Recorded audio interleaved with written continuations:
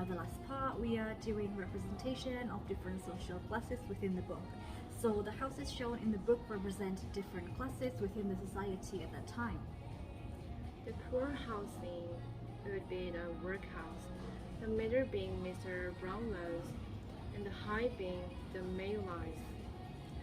Oliver Twist is stuck in between of both high and poor classes, and he moves around between the two throughout the whole book.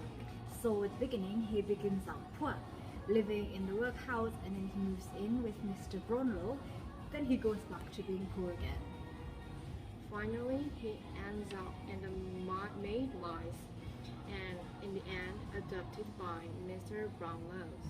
In a similar manner, the people of the book in Oliver Twist definitely represent the difference in social classes.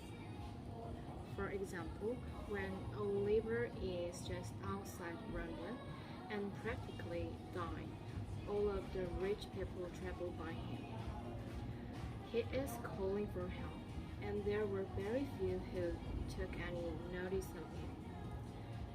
And those who did basically all made fun of him. This is one of the examples of the different classes within the society. And also the housing and living conditions during the Industrial Revolutions varied in real life just as it does in the book. In the city, there were slums and poor living in a very severe conditions, such as the workhouse.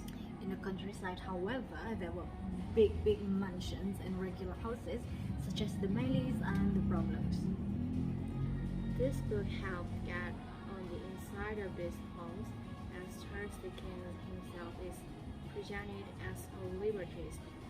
Also, the social classes shown throughout the book are yet again a representation of what it was like living during the Industrial Revolution. So all the rich people are basically separated from the poor people.